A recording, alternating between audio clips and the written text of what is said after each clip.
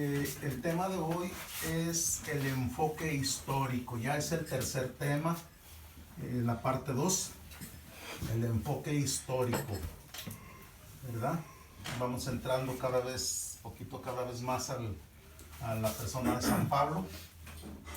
Y tenemos que darnos cuenta, ya entrando en lo que es en sí la Sagrada Escritura, que después de Jesús, el nombre, ¿verdad?, de Pablo es el más mencionado o repetido en el Nuevo Testamento. ¿Cuál es la razón? ¿Verdad? Sus escritos y su misión. En el tema anterior decíamos que Pablo se llevó de calle a los demás apóstoles por su apostolado y su entrega. Nadie sufrió como él los ataques físicamente hablando. Más de una vez le dieron los azotes de 39 azotes. Más de una vez. Y una vez lo apedrearon, lo dejaron por muerto, ¿verdad?, en una de las comunidades. Y bueno, en el primer viaje le sucedió eso, y sin embargo él entregó su vida. Decíamos en el tema anterior, no se le conoce bíblicamente ninguna traición a Jesús como los demás apóstoles, incluso los más cercanos. No dígase Pedro, ¿verdad?, y los demás. Entonces, bien importante eso. ¿Cuál es la razón por la que es el más mencionado? Por sus escritos y por su apostolado, por su misión. Por eso el libro de los Hechos de los Apóstoles hace una evocación de su persona, ¿verdad? Y de su persona y de sus escritos. Y tiene como fondo la vida de Jesús. Viendo esto, la Sagrada Escritura nos presenta algunos paralelismos, ¿verdad? Acontecimientos paralelos, ¿verdad? Como la vía, las dos vías, los dos rieles son paralelos, ¿verdad? Nunca se juntan, son paralelos. Entonces, la Sagrada Escritura, ya haciendo un poquito esa evocación, el libro de los Hechos de los Apóstoles descubre este paralelismo entre Jesús y San Pablo. Vamos a ver algunos ejemplos, no podemos agotarlos. Uno de ellos es un viaje que hace Jesús a Jerusalén y un viaje que hace San Pablo también a Jerusalén. Vamos a leer el Evangelio de San Lucas, capítulo 9, versículo 51. Nomás da la idea, ¿verdad? No podemos irnos en el texto así ¿verdad? Tenemos poquito el tiempo limitado, entonces vamos a agarrar la idea. Por eso es importante poner atención al texto. Dice, cuando iban a llegar los días de su partida, se mostró decidido a ir a Jerusalén, mandando por delante unos mensajeros, los cuales, poniéndose en marcha, entraron a un pueblo de samaritanos para prepararle alojamiento. Pero no quisieron recibirlo, porque era su apariencia de quien va en camino hacia Jerusalén. Mirando esto sus discípulos, Santiago y Juan, le dijeron, Señor, ¿quieres que digamos que baje fuego del cielo y los consuma? Pero él se volvió a ellos y les respondió, vosotros no sabéis de qué espíritu sois. El Hijo del Hombre no ha venido a quitar vidas, sino a salvarlas. Hasta ahí. Palabra de Dios. Te alabamos, Señor. Ok. Vamos a ver entonces esto. Está Jesús programando una ida a Jerusalén, pero no tiene nada que ver con su pasión ya. No. Hay tres anuncios de la pasión de Jesús que hace. Esta subida a Jerusalén no tiene que ver con las idas que tiene, donde anuncia su pasión. Vean que subimos a Jerusalén y ahí el Hijo del Hombre será tomado preso, ¿verdad? Será humillado, será entregado a los paganos y sufrirá mucho. pero no se preocupen porque al tercer día resucitará. No tiene que ver este viaje con ninguno de esas tres subidas a Jerusalén. Sin embargo, sí hace alusión a que se acerca el día. Lo que pasa es que este viaje está entre la segunda y la tercera, el segundo y tercer anuncio de la subida de Jesús a Jerusalén. De hecho, el tercero ya no baja. Él ya se queda, sí, ya no va a ser libre, ya cuando ya llega la Semana Santa y todo eso lo que celebramos hoy, ¿verdad? Jueves Santo, Viernes Santo y todo eso, lo que vemos en el capítulo 26 de San Mateo, por ejemplo. Entonces, Jesús toma la decisión firme de ir a Jerusalén, ¿verdad? No podemos adentrarnos mucho ahí porque estamos haciendo solo un paralelismo, ¿verdad? Pero sí, en ese paralelismo vemos algunos elementos. No solo el viaje, no solo la decisión firme de ir a Jerusalén, sino Él envía 2 discípulos. ¿A dónde los envía? A Samaria, ¿verdad? Envía a Santiago y a Juan, los hijos de Zebedeo, ¿verdad? Los hijos del trueno. Ellos, cuando los samaritanos se niegan a recibirlo, es lo que se leía, ¿verdad? Vienen y le dicen a Jesús que no lo quieren recibir y no sé, estos apóstoles un poquito así imperativos, le dicen que si les permite bajar fuego para que los achicharre, ¿verdad? Jesús les dice que no. Entonces envía a 2 a Samaria, Santiago y Juan. Esto en paralelismo con San Pablo, lógico, en diferentes momentos, en diferente geografía, en diferentes momentos. Ya cuando hablamos de San Pablo, estamos hablando mucho más adelante, después de la ascensión de Jesús, ¿verdad? Ok, el paralelismo de San Pablo está en Hechos de los Apóstoles 19, versículo 21, nada más el 21. Léanlo, por favor.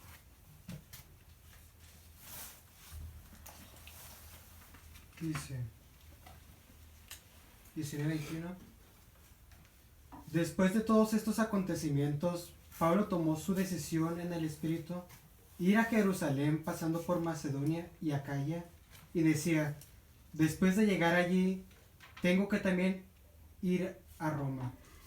Envió a Macedonia a 2 de sus auxiliares, a Timoteo y a Erasto, mientras él se quedaba por algún tiempo más en Asia. Ok, pero los envía, ¿verdad? Y aquí está el paralelismo, son 2, no son 3. Jesús los envía por delante, los envía a Samaria, a donde él iba a ir. San Pablo también, cuando toma la firme decisión de ir a Jerusalén, envía 2 discípulos, en este caso es Timoteo y Erasto, los envía a Macedonia. Los envía por delante. Los envía por delante. Los envía por delante. Entonces es importante esto. Vemos estos 2 ejemplos. Vamos a ver otro ejemplo de paralelismo. Un discurso de despedida. Jesús manifiesta este discurso de despedida ya en el Evangelio de San Juan, capítulo 17, versículo del 1 en adelante. Léanlo, yo les digo en qué momento le paré. 17.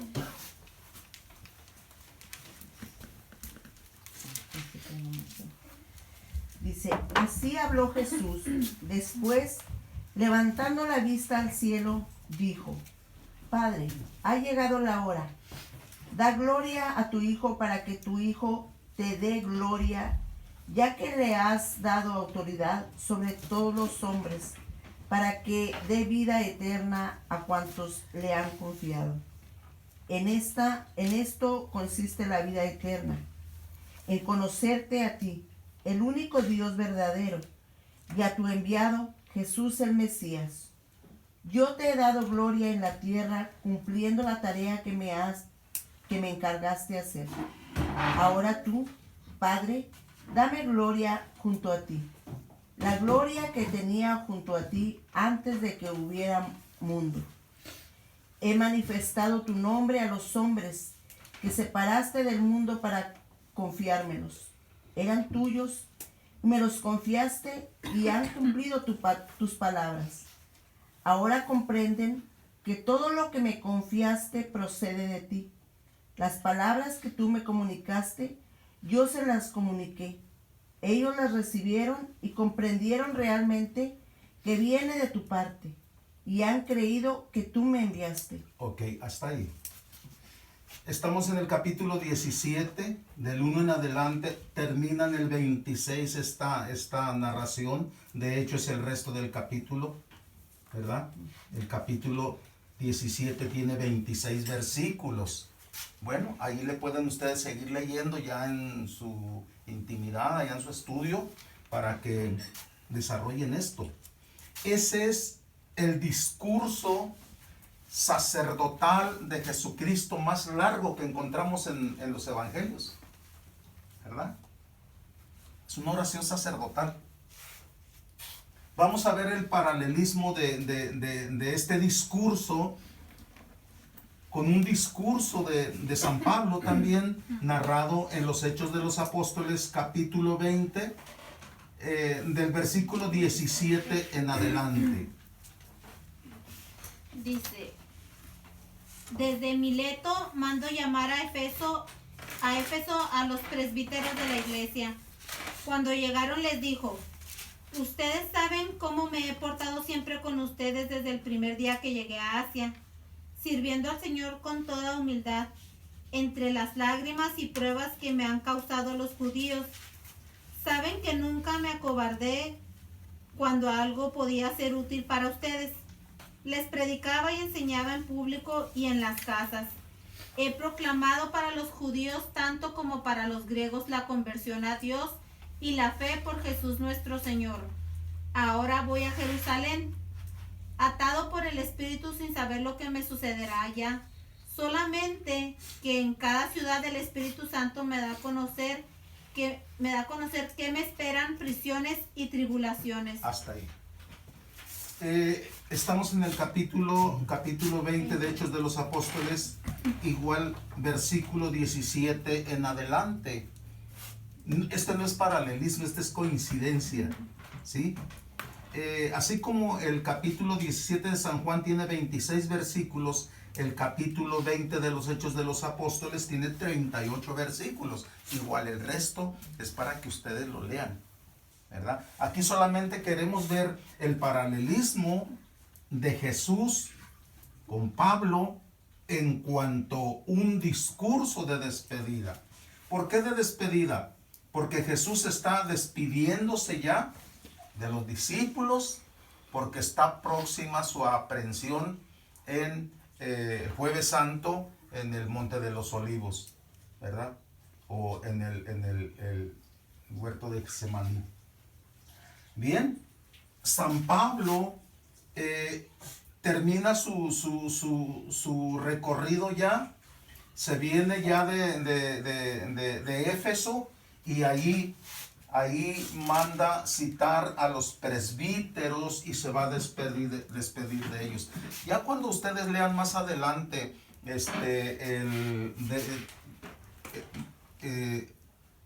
17 al 38, cuando ya lean todo, se van a dar cuenta cómo San Pablo les dice que de entre ustedes mismos se levantarán, ¿verdad?, hombres perversos que les inculcarán doctrinas equivocadas, ¿verdad?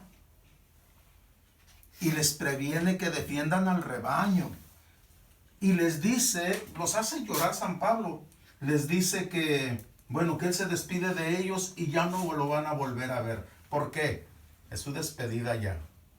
Él va a Jerusalén. Más adelante nos daremos cuenta por la historia que en Jerusalén lo tienen en el templo y lo acusan de que andaba por ahí metiendo a paganos en el templo y lo agarran y ya no es, él ya no es libre, ¿verdad? Lo detienen y es el problema de Pablo es fuerte, es triste. Yo creo que a un cristiano, ¿verdad? Por muy pecador que se sienta, debe descubrir en la vida de San Pablo el amor misericordioso de Dios.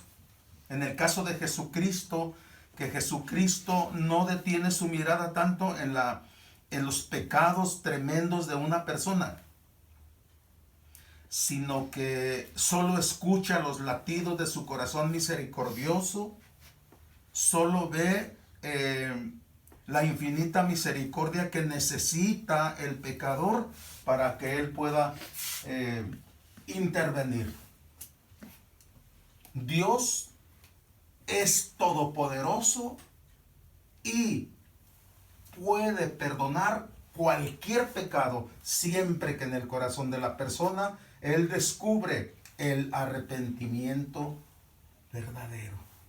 No hipocresías, no falsedades, no, como dicen, lágrimas de cocodrilo. No, no. Por eso él sí puede entrar al interior y descubrir qué es lo que el ser humano piensa.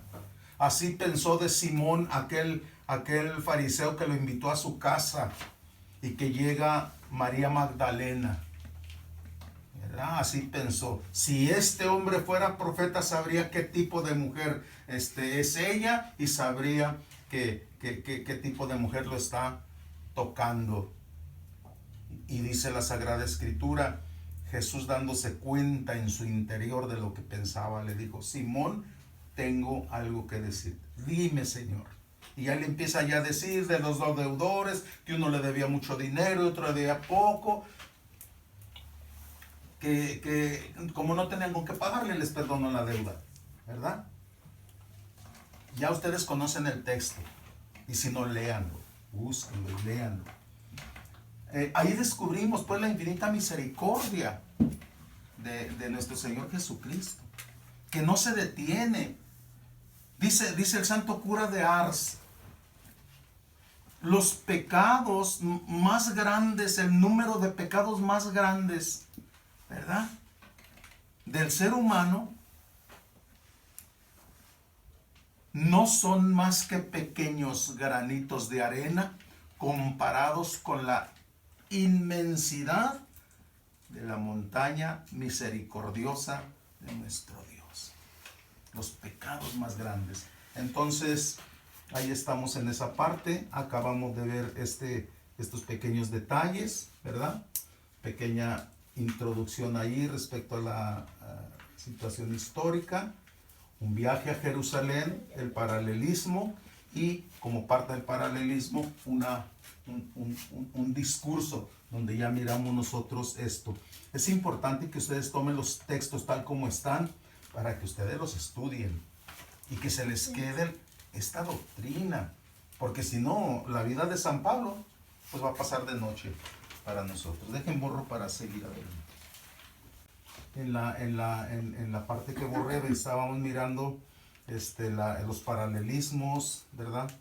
En aquel viaje que hicieron, en aquella despedida que hicieron, y todo eso. En esta segunda parte estamos viendo entonces la última parte del paralelismo.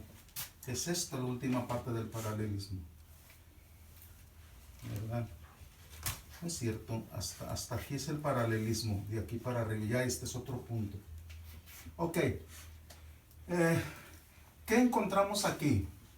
Encontramos una relación con el monte de Getsemaní, el monte de los olivos.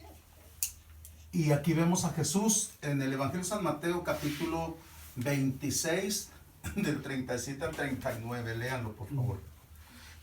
Dice: llevó consigo a Pedro y a los dos hijos de Zebedeo y comenzó a sentir tristeza y angustia.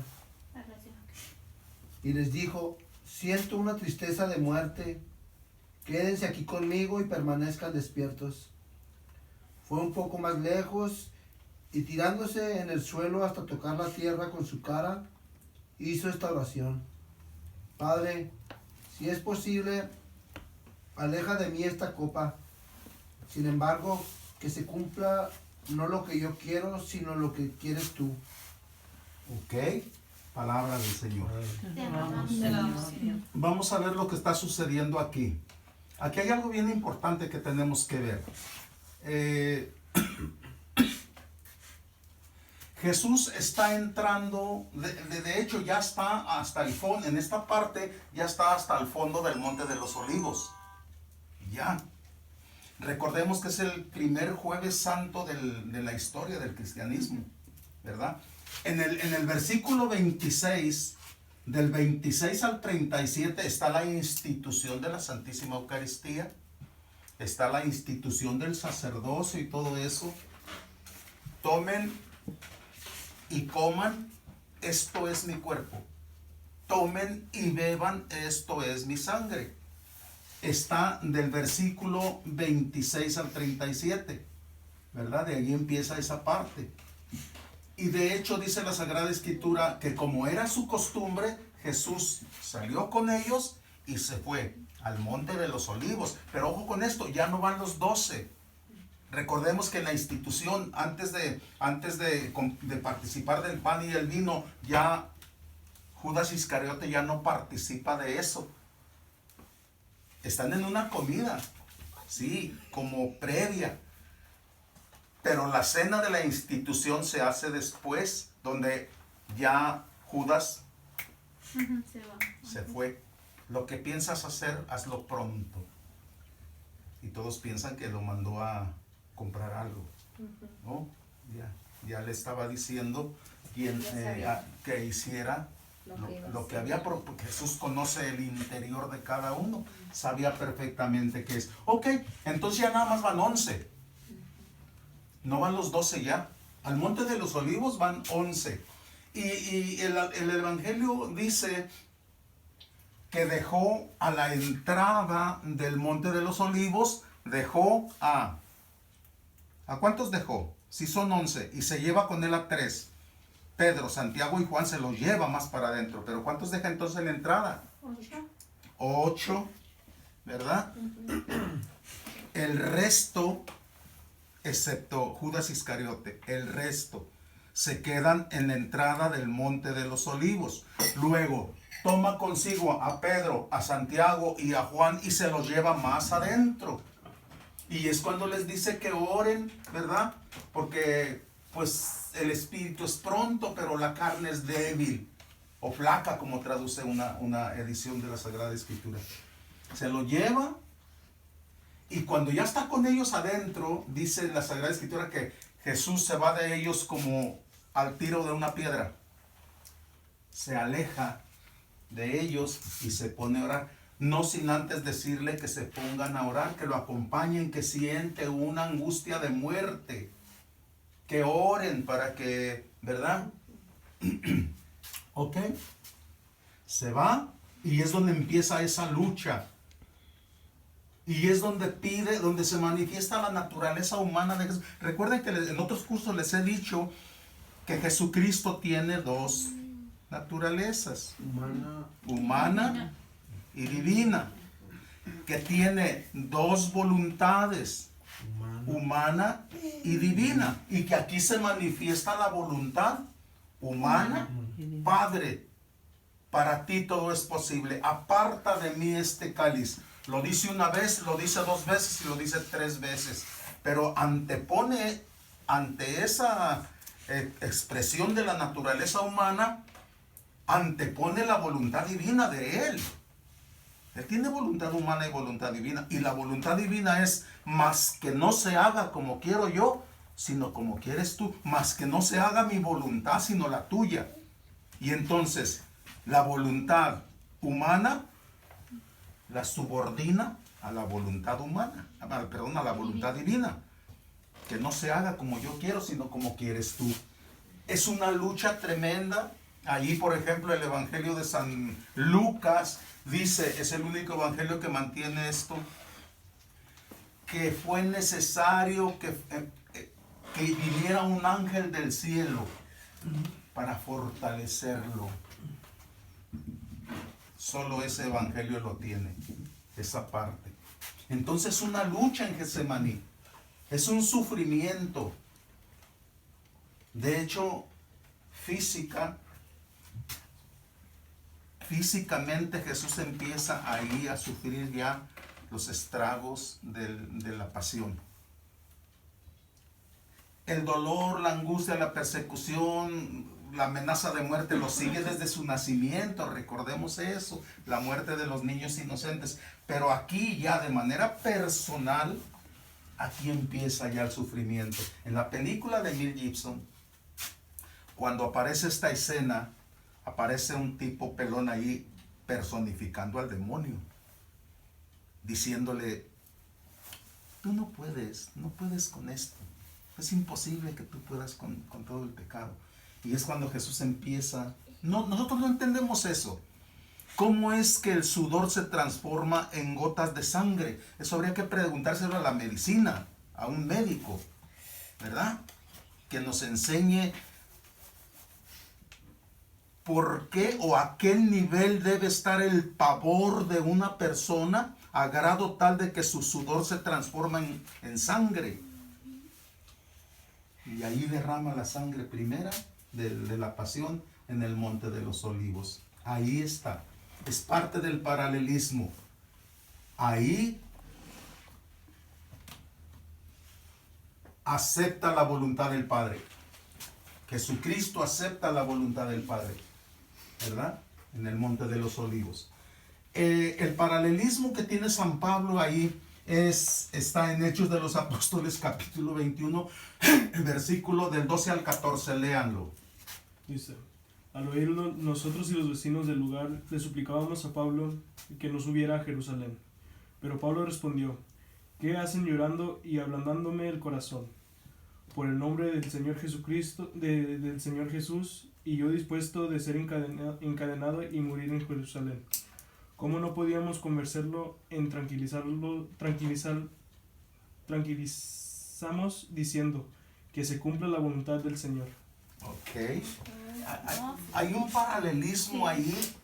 No es meramente la experiencia de Jesús. Padre, para ti todo es posible, mas que no se haga mi voluntad sino la tuya. Pero hay un paralelismo en el que al final Él acepta la voluntad de Dios. Y Él quiere ir a morir a Jerusalén. De alguna manera es un sinónimo de la experiencia de Jesús en Getsemaní y la que Él quiere vivir allá. Atado, conducido por el Espíritu Santo, ¿verdad? Entonces por eso dice aquí que Getsemaní significa una zona o un lugar, una experiencia de sufrimiento, pero también una experiencia o disponibilidad de entregar la vida, de dar la vida por los pobres, por los necesitados, por el prójimo, ¿verdad? Ok. Otro paralelismo es que tanto a Jesús como a San Pablo, el Sanedrín los condena a muerte. Pero ellos, como le dijo Pilatos a los sumos sacerdotes, pues castiguen ustedes. No, es que nosotros no tenemos autoridad. Tienen que ser entregados a la autoridad romana. Y tanto San Pablo es entregado a la autoridad romana, ¿verdad? Como Jesús también es entregado a Poncio Pilato. El tipo ese se lava las manos y con eso purifica supuestamente su conciencia. San Pablo, en el caso de San Pablo, es importante darnos cuenta que él, ya lo había dicho, está dispuesto a ir a la muerte, a entregar su vida, ¿verdad? ¿Por quién? Por las comunidades. Por eso yo les decía en otro tema, que si en el corazón de un servidor, el que sirve en cualquier apostolado dentro del corazón de la iglesia, no tiene como objetivo la salvación de las almas, en realidad su trabajo es estéril. Sí ayudará, sí, pero no tiene mucho peso, vamos, en el sentido espiritual. No, porque no me interesa si esta alma se salva o no se salva, ese es problema de ella. Yo voy y doy mi tema, yo doy mi mensaje y cumplo. Ya ese, no. Por eso tenemos que pedirle a Dios que constantemente, que esta pandemia del coronavirus, el Señor cese ya eso, porque está interrumpiendo la catequesis. En mi parroquia de la Santa Cruz ya interrumpió la catequesis, ya interrumpió mi curso que estoy dando de misión cristiana, ya lo interrumpió, ya se detuvo, se detienen las santas misas, se detiene la asistencia del pueblo, se detienen los sacramentos, vamos, las bodas, las quinceañeras, todo, los funerales están condicionados ya. Para ir yo y celebrar un funeral, necesitan primero que la persona, ahora los dolientes, vayan a la oficina, y en la parroquia ya no va a ser. Se dijo antes de esto, de la decisión del señor obispo, que podían ir al templo, pero solamente entrar la familia. Ahorita dice que no, que se puede hacer en una capilla ardiente o en el panteón o afuera, a hacer la aspersión de agua, una oración, ¿verdad? En la carroza, y de ahí ya no entran al templo porque no quieren que haya aglomeración a puerta cerrada o como sea. O que se va a quedar el virus ahí en la Ajá. Si es que hay uno por ahí. Sí, o sea, para prevenir, es preventivo eso. Entonces pidámosle a Dios, oremos para que el Señor, en su infinita misericordia, ya le diga la pandemia, ya, ¿verdad?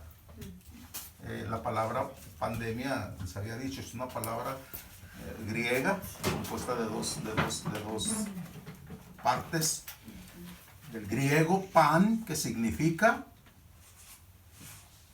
todo o todos, y demos, que significa pueblo. Pandemia, todo el pueblo. Entonces, cuando hablamos de pandemia, es que ya todo el pueblo. ¿En otro tema? Sí, pero no en estos temas pasados, sino en el curso anterior. Por eso, cuando manejamos un sinónimo, cuando manejamos la palabra panteón, igual, Todo. del verbo pan, todos, teos, Dios, todos con Dios en el panteón, ¿verdad? Un poquito para entender a veces el sentido de las palabras. Ok, bueno, son entregados a la autoridad romana. En el caso de San Pablo, tiene que ir hasta Roma porque él apela al César, queriendo ganar tiempo. De hecho, con tiempo lo quieren soltar, pero le dicen a uno de los personajes, autoridad competente, le dicen, es que este hombre ha apelado al César. Ah, bueno, si ha apelado al César irá. Y ya no lo pueden dejar ir. ¿Por qué? Porque igual que Pedro, como el Señor le dijo a Pedro, cuando eras joven, Actúas como joven. cuando eras joven, tú mismo te ceñías la cintura y ibas a donde tú querías. Cuando seas grande, otro te ceñirá la cintura y te llevará a donde no quieras ir. Y entonces en el año 67, en Roma, en la ida que él va para allá le dan cuello. Bueno, al que le dan cuello es a Pablo. A él lo crucifican. La ley romana para los judíos, crucifixión, y la ley romana para los ciudadanos romanos es guillotina. A Pedro lo crucifican y a Pablo lo decapitan. Autoridad romana. Los dos en el año 67, según la historia. Entonces es bien importante esto. Ambos son condenados a muerte por el Sanedrín y ambos son entregados a la autoridad romana. Jesús es entregado a Poncio Pilatos y casi lo obligan, ¿verdad? Si no crucificas a ese, no eres amigo del César. Y surge el espíritu cobarde, ¿verdad? De Poncio Pilatos. Y dice, pues crucifiquen, pues, llévense. Es bien importante esto. Ok, aquí cerramos lo que vendría siendo la parte del paralelismo. Vamos a abrir otro punto que se llama, o que vamos a ver el aspecto biográfico, ¿verdad? Y este aspecto biográfico la biografía de San Pablo la vamos a dividir en 4 periodos. El primer periodo, cuando él es el judío practicante, es decir, desde que nace hasta los 28 años, que es cuando, ¿verdad?, está en su apogeo, en el cumplimiento de la ley, a las órdenes de Gamaliel, uno de los mejores maestros de la religión judía en el tiempo de San Pablo. Y se entiende, según la cultura judía, él debió de haber elegido a Gamaliel, porque no era el maestro el que decía, yo quiero este grupo de alumnos, sino era el discípulo el que decía, yo quiero que ese maestro me dé formación. Por eso Jesús va a decir, ustedes no me han elegido a mí, fui yo el que los eligió a ustedes. ¿Verdad? Ok, entonces el aspecto biográfico de San Pablo, en el sentido del punto número 1, el judío practicante es desde que él nace. Ya más adelante veremos esa parte desde su nacimiento, la formación en su hogar, que le enseñaron sus padres, incluso lo que le enseñó Gamaliel, ya lo veremos más adelante. Este periodo está desde su nacimiento hasta los 28 años. Hasta allí es. El segundo periodo lo vamos a ver en el curso, cuando el punto número 2 dice que es el convertido fervoroso. Capítulo 9 de los Hechos de los Apóstoles, cuando el Señor se le aparece en el camino a Damasco. De por ahí empieza ya su conversión, ¿verdad? Ok, este periodo es entre de los 28 años hasta los 41 años. Se considera el convertido fervoroso. Entregado a dar la vida. El punto número 3 nos habla del misionero itinerante, cuando habla de los viajes. Primer viaje, ¿verdad? Segundo viaje y el tercer viaje. Y al cuarto viaje nos habla de su ida a Roma, cuando ya va a ser ejecutado en Roma, que lo llevan porque él apeló al César. El misionero itinerante, de los 41 años a los 53. Ya tenía sus años, 53 años. Y el prisionero entregado, es decir, libre y voluntariamente se entrega, ¿verdad? Igual que Jesús, capítulo 10 de San Juan, a mí nadie me quita la vida, sino que la doy voluntariamente. Él también es el prisionero entregado. Hay algunas cartas que vamos a ver ahorita enseguida que son escritas durante el cautiverio, aunque no meramente puede ser estuvo cautivo 2 o 3 veces. Y no podemos detallar en qué parte de esa prisión escribió esta carta o esta, pero las escribió en prisión, ¿verdad? Haya sido en el momento que haya sido. Lo que pasa es que los teólogos un poquito no se ponen de acuerdo en esto. Ok, el prisionero entregado, esto se lo lleva desde los 53 años a los 62, ¿verdad? ¿En qué año son asesinados? Les dije, Pedro y Pablo. 67. Entonces, Primero, ¿quién fueron Soteros que asesinaron? Bueno, no hay un dato específico así, pero se entiende que fue Pedro. En lo que la historia dice, que ambos conversaron antes de morir, ¿sí? Y se bendijeron mutuamente. San Pablo bendice a Pedro y Pedro bendice a San Pablo. Los dos pilares fuertes de la iglesia. Los otros también, pero ellos, ¿verdad? Uno, ¿cómo se llama? Evangelizador de los paganos, en el caso de San Pablo, y el otro, evangelizador de los judíos, el pueblo judío. Entonces, aquí estamos en esta parte de aquí. No sé, ¿quieren tomarle fotografía o algo? Porque voy a borrar para poner la parte última. ¿verdad? Ahorita como me decían de este muchacho, hay que invitarlo, ¿verdad? Utilizar la caridad, sí, pero también hay que ser vamos a ver pues, en la tercera parte estamos viendo las paradojas de Jesús. ¿Qué es una paradoja? Como las están. Algo así como que no checa, ¿verdad? Estamos hablando de las bienaventuranzas. Una paradoja es: felices los que lloran porque serán consolados. Es la paradoja. Como parece las dos caras de la moneda, ¿verdad? Llanto y alegría. Y así vemos todas las bienaventuranzas.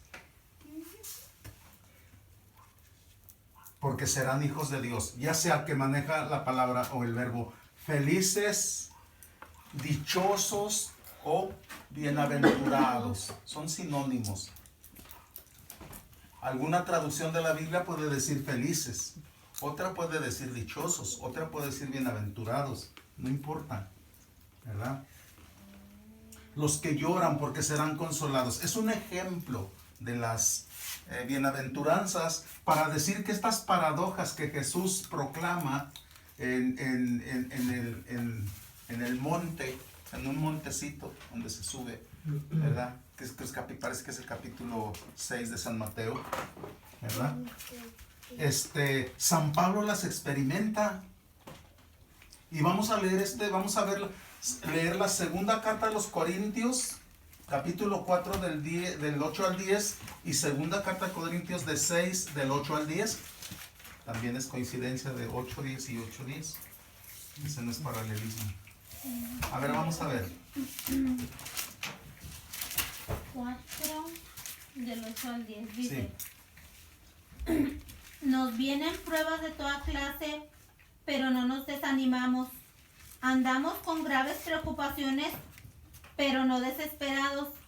Perseguidos, pero no abandonados. Paradojas. Derribados, pero no aplastados.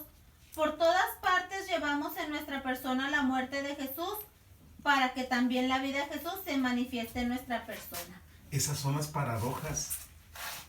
Caídos, pero no derrotados. Agonizantes, pero no muertos. ¿Verdad? Esas son las paradojas. Felices los que lloran porque serán consolados. O serán llamados hijos de Dios. Etcétera, según como lo diga la bienaventuranza. Ahí ya vemos en las bienaventuranzas y podemos ver eso, pero estamos viendo este ejemplo de este tipo de paradoja en la vida de San Pablo, que él experimentó. Para cuando Pablo vive esto, ya Jesús ya lo había dicho, ya lo había anunciado. Todavía no hay escritos, ojo con eso, lo vamos a ver más abajo. Todavía no hay escritos, no hay ningún documento del Nuevo Testamento escrito, ¿verdad? Ok, segunda de Corintios 6, 8, 10, igual. Dice, en la honra y en la deshonra, sea que gocemos de buena o de mala fama.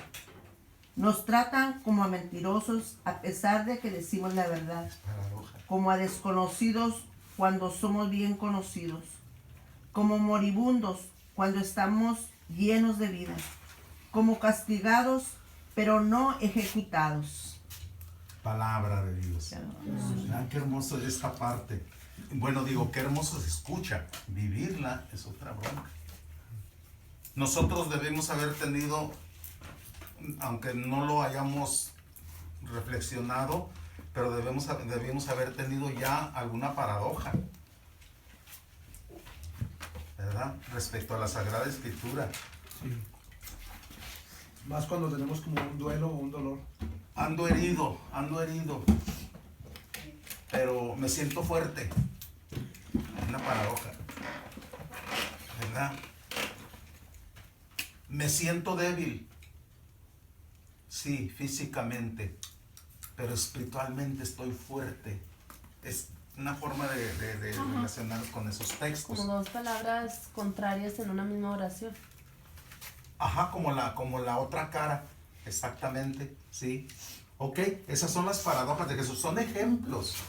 Como esto podemos encontrar en la Biblia, buscar específicamente todo esto, y encontramos infinidad de paradojas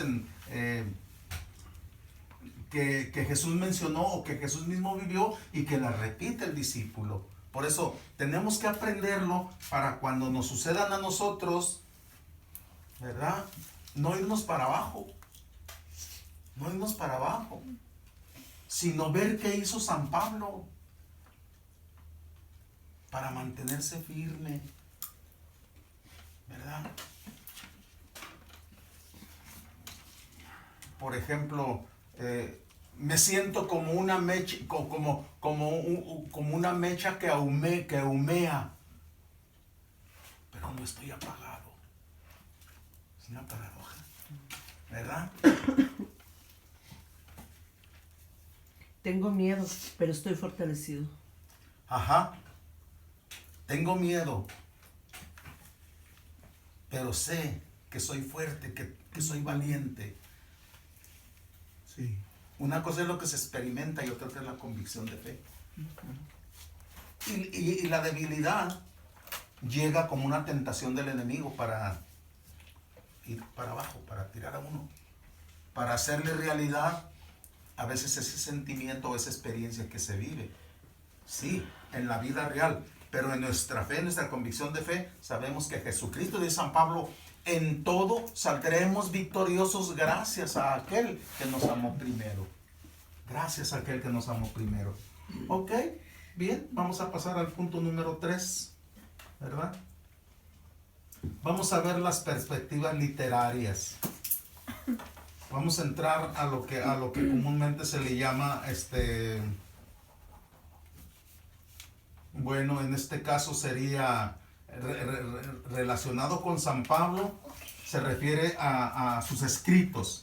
Dice, las cartas paulinas son los textos, lo literario, lo escrito. Cuando decimos una persona maneja mucho el sentido literario de la escritura. Es que no se mete a la interpretación espiritual, sino es que aquí dice, ese es el sentido literal. Porque no interpreta, nomás. No se guía por lo que allí dice, ¿verdad? Lo que allí dice.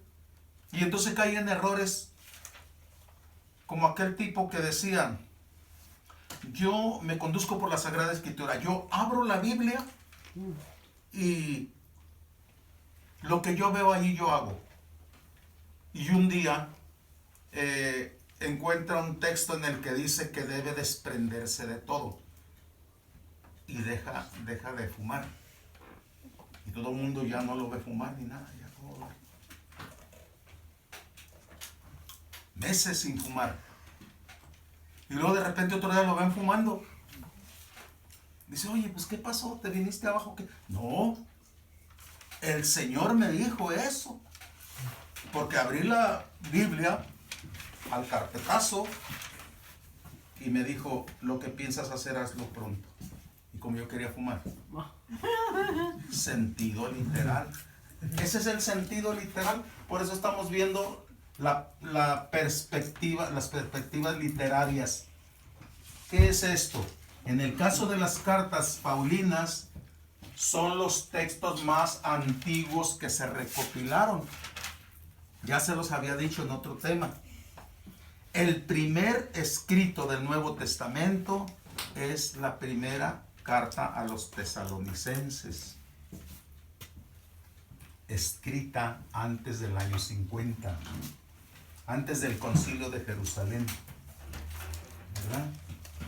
Entonces son los primeros, son los textos más antiguos recopilados y es propio de su tiempo, de San Pablo.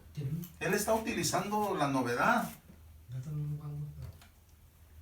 Utiliza la carta o la misiva, ¿verdad? La carta o la misiva. ¿Para qué? Porque tiene que comunicarse con sus comunidades, con sus discípulos, pero al no poder hacerlo físicamente, ¿verdad? La carta los sustituye esas visitas personales en las comunidades. Utiliza la misiva, la carta, ¿verdad?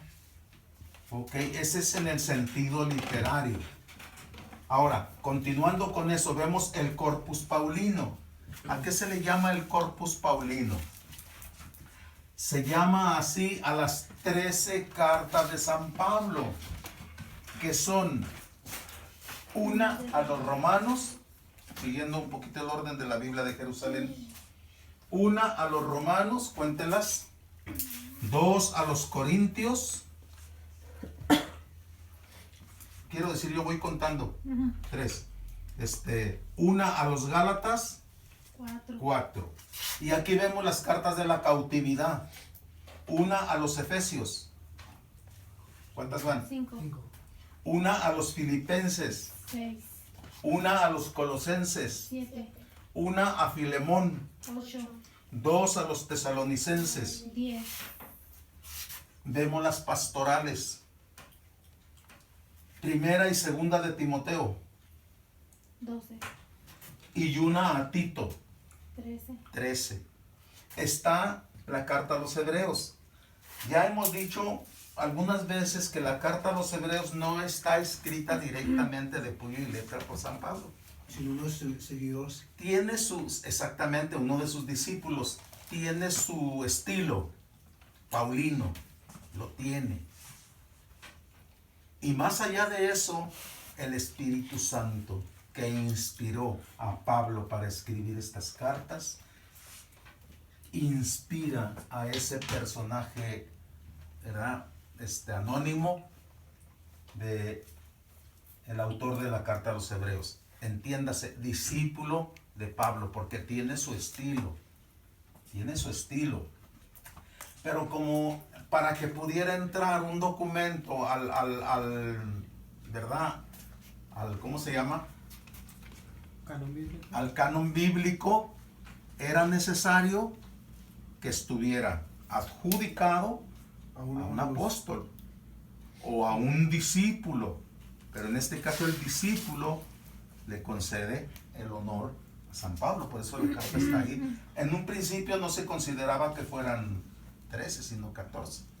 Ahorita ya está declarado que son 13 de puño y letra y la 14 de un discípulo, ¿verdad? Por eso se dice que el Corpus Paulino es de 13 cartas, pero esta no podemos desligarla, ¿verdad? Ok, eso es lo que tengo que decirles de esta parte. Ponemos ahora sí la última parte, ya me los llevé largo. de 9 al 10. ¿Ya?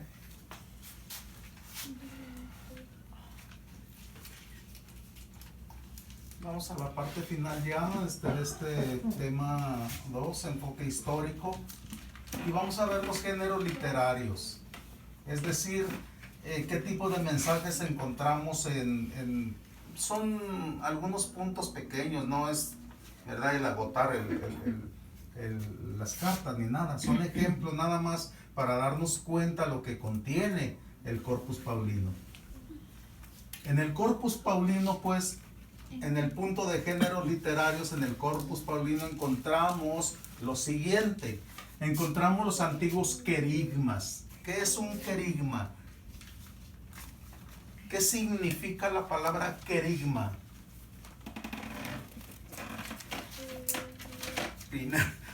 Primer anuncio o buena nueva. Eso significa el querigma. Cuando hablamos de un retiro querigmático, es que voy a tener en mi parroquia un retiro querigmático. Es que se va a anunciar el amor de Dios, pecado y sus consecuencias, ¿verdad? Jesús, solución de Dios, acepta a Jesús como tu Salvador, etcétera, etcétera. Todo el proceso, los 3 bloques. Se va a anunciar por primera vez el amor de Dios, a Dios, su proyecto y todo eso. Ese es el querigma. Vamos a ver 1 Tesalonicenses 1, 9, 10. Dice, Todos hablan del éxito que tuvimos entre ustedes y cómo se convirtieron a Dios. Dejando sus ídolos, ustedes empezaron a servir al Dios vivo y verdadero, esperando que del cielo venga su Hijo, al que resucitó de entre los muertos, ese Jesús que nos libra del castigo venidero. Palabra de Dios. Te alabamos, Señor. Veamos entonces el anuncio que dan por primera vez. Querigma toca el corazón. Es bien importante esto. No solo es escuchar la palabra de Dios, no, es tener un espíritu de apertura y de aceptación para que por nuestros oídos entre la palabra, pero en nuestro corazón se enraice, dé sus frutos ahí. Y cuando la palabra de Dios se enraiza en el corazón de la persona, entonces se da el encuentro y se da la conversión y se deja los ídolos, como dijo ahí. Se volcaron de sus ídolos y se volvieron al Dios misericordioso. Eso es el querigma, el primer anuncio, ¿verdad? Ok, encontramos los querigmas, es solo un ejemplo. Encontramos antiguos querigmas. ¿Qué más encontramos? Confesiones de fe, Gálatas 1:4. ¿Qué dice? Dice, Él se entregó por nuestros pecados para arrancarnos de nuestra mala condición presente, cumpliendo así la voluntad de Dios nuestro Padre. ¿Ok? Estamos viendo la confesión de fe, que es un sinónimo como de, confesiones de fe, ¿sí? Es convicción. Estoy convencido de que Dios es amor y doy testimonio que en mi vida he experimentado el amor de Dios. Esas son confesiones de fe, que es un sinónimo de convicción. Estoy convencido, ¿verdad? Gálatas 1:4 está. ¿Qué encontramos también? Fórmulas litúrgico-eucarísticas, ¿verdad? Estamos viendo los géneros literarios.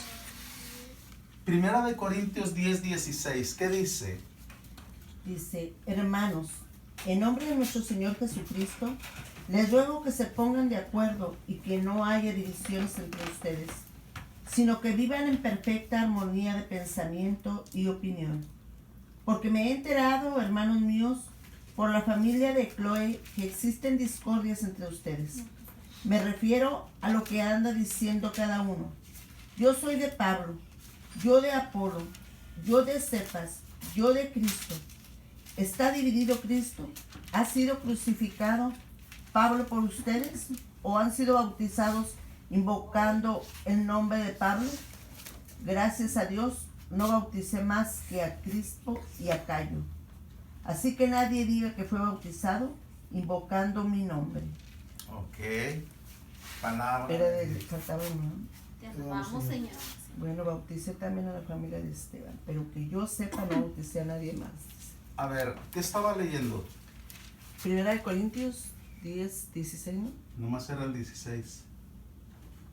Ay, con Carlos. Bueno, ya se enteraron Sí, de ya más. sé, para tener texto, contexto y pretexto.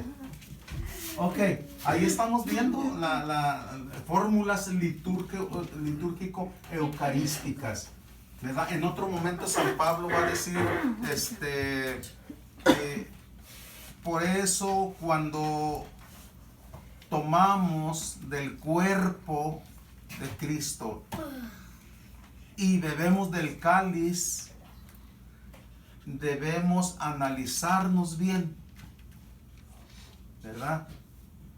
Para no equivocarnos. De lo contrario, comemos y bebemos nuestra propia condenación. Esas son fórmulas litúrgico-eucarísticas. ¿Qué significa la palabra eucaristía o eucarística? Acción de gracias, ¿verdad? Ok, estamos ahí, eso lo encontramos en el Corpus Paulino. Y encontramos también la homilética. Vamos a ver un poquito la homilética. Y de la homilética se desprenden estos datos históricos. Segunda de Corintios 8, del 1 al 6. Dice, ahora les doy a conocer una gracia de Dios con que fueron favorecidas las iglesias de Macedonia. Al ser tan probadas y perseguidas, su gozo y su extrema pobreza se han convertido en riquezas de generosidad, según sus medios, y lo puedo decir, por encima de sus medios, quisieron participar en la ayuda a los santos. Espontáneamente y con mucha insistencia nos pidieron este favor y, superando nuestra esperanza, se pusieron ellos mismos a disposición del Señor y de nosotros por voluntad de Dios. A consecuencia de esto, ruego a Tito, ya que comenzó con ustedes, que llevara también a cabo entre ustedes esta obra de caridad. Ok. Palabra de Dios. Te alabamos, Señor. Hoy en día conocemos la palabra homilía. ¿Qué es la homilía? Homilía viene de homilética. Es una forma de transmitir un mensaje desde el campo litúrgico, ¿verdad? En el caso de la homilía, la escuchamos después de haber escuchado la palabra de Dios en la primera lectura y en el Salmo, si es que es entre semana, pero si es domingo escuchamos primera lectura, escuchamos el Salmo, escuchamos la segunda lectura, escuchamos el Evangelio y después viene la homilía, La explicación. el mensaje que se entiende, se debe interpretar a la luz del Espíritu Santo por el celebrante, ¿verdad? Bien, ahí vemos, y San Pablo está haciendo como aprovecho para poner esta parte que vendría siendo como conclusión, datos históricos. ¿Por qué San Pablo se compromete por medio de la homilética, por qué se compromete y compromete a la comunidad? Es que históricamente hablando, aproximadamente en el año 40, en el sentido de que no la sembraban, ¿ok? Pero sí la preparaban para que en el siguiente año pudiera más fruto. El año anterior, entiendas el 47, era año sabático y no se sembró la tierra por dejarla descansar. Esto generó en Judea y Jerusalén una hambre tremenda, en la cual San Pablo en sus homilías se compromete anticipadamente a ayudar a los pobres. Y ahí lo dijo la lectura, a promover una colecta para bien de la comunidad de Jerusalén, no para el pueblo en general de Jerusalén, para la comunidad, solo para la comunidad de Jerusalén, ¿verdad? Pablo había prometido no olvidarse de los pobres. ¿De cuáles de ellos? De Judea y de Jerusalén. Y por eso promueve, lo que leíste allí, promueve una colecta en favor de ellos a través de la homilética, forma de transmitir de alguna manera el mensaje de Dios. Tenemos que agradecerle a Dios de antemano lo mucho o poco que nos esté compartiendo, que nos esté compartiendo aquí, porque estamos pisando un terreno que ni por aquí, ¿verdad? Ni por aquí. Entonces sí, les voy a pedir por favor que los textos que están aquí los relacionen y aunque a lo mejor no hay manera de vivirlos, sí los podemos estudiar y hacerlos nuestros. Y como se le hace en la Lectio Divina, podemos hacer composición del lugar, y al leer el texto yo me puedo imaginar con estos datos históricos cómo pudo haber sido el año anterior, ahora sería el 47, en el que no hubo siembra. Algunos pocos sembraron, yo digo, revendían a superprecio caro sus ventas, su material, pero era muy poco para Judea y para Jerusalén. Entonces, si entre las comunidades mismas no se van a apoyar mutuamente, pues la caridad entonces no está viviendo siempre, no está poniendo en práctica.